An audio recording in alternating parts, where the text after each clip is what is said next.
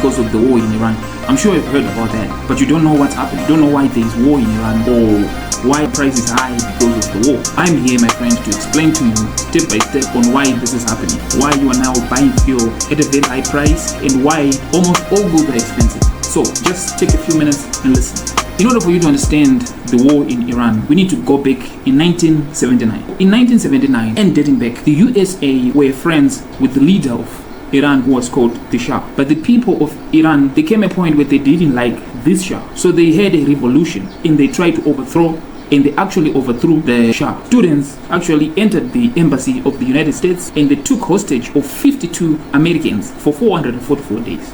And if you know Americans, they don't take it lightly if their people are captured. So there was no longer trust between Iran and the USA. So since then, the USA put sanctions on Iran. Iran calls USA arrogant. Also, there was Israel in this picture. Israel and USA are best friends. They are best buddies. So Iran looked at USA and Israel as arrogant. The USA and Israel, they say Iran is funding groups like Hezbollah and Hamas, which are attacking Israel. So when the Shah was removed by the Iranian people, a religious leader called Khomeini was put in place. He was the new supreme leader. So Khomeini was now developing nuclear. He was saying, I'm developing nuclear only for energy. But the USA and Israel, they were saying Iran building nuclear bombs. So these people, they didn't trust each other. Fast forward to 2015, there was a deal between the USA and Iran that if Iran stops developing nuclear, it will remove some of the sanctions. But in 2018, USA left the deal and tensions were back on again.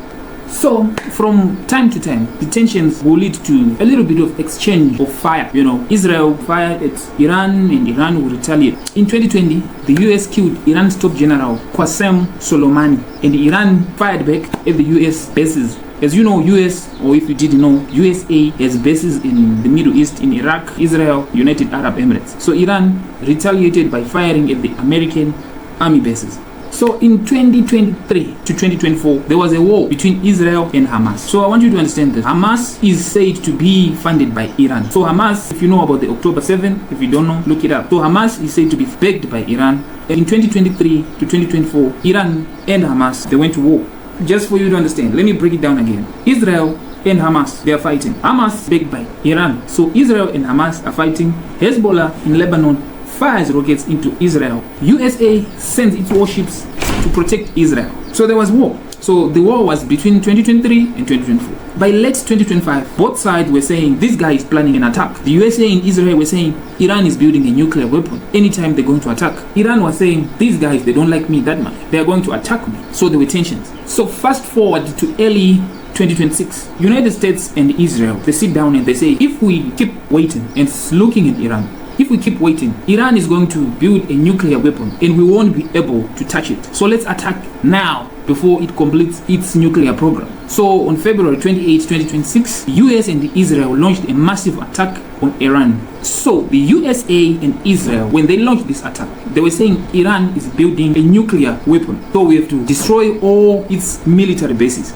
So they were targeting Iran's missile launch site. So Iran is seeing this. To them, it was an unprovoked act of war. Within hours, Iran launched hundreds of drones and missiles at Israel and at US bases in the region. So the war was on.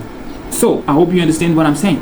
But to go back to the fuel price thing, which is affecting you and me, ordinary citizens who are far away from this war, there is a waterway that is at the border of Iran, known as the Strait of Hormuz. This Strait of Hormuz is where, I don't know if this statistics is right, you have to do your own research, 20% of the world's oil goes through that Strait of Hormuz. So it goes through there on ships. So Iran was like, because USA was now bombing Iran's oil facilities. So Iran was like, most of the oil passes through this channel and we control this channel. So we are going to block that channel. No ship is going to pass through the Strait of Hormuz. You understand? So oil tankers, they were not moving. You understand? So if oil is no longer coming to our countries, it means oil is going to be scarce. You know, demand and supply. So there is low supply of oil.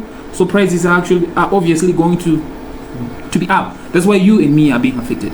And if prices of fuel is up, what's going to happen? Price of everything is going to be up because you need to move raw materials from point A to point B. You need to use a car, and the car uses fuel, and fuel is expensive, and fuel is coming from Iran. Iran is blocking the fuel. So you see how we are affected by this war? That's how we are affected by this war. I hope now you have a clear picture of how this war is affecting you and me, and I hope you now have a clear picture of why this war is happening. And if you like videos like this, just comment in the comment section. Tell me what you want me to research for you. I will do the research for you, and you just watch this video. With that, I say peace to the Middle East. Bye.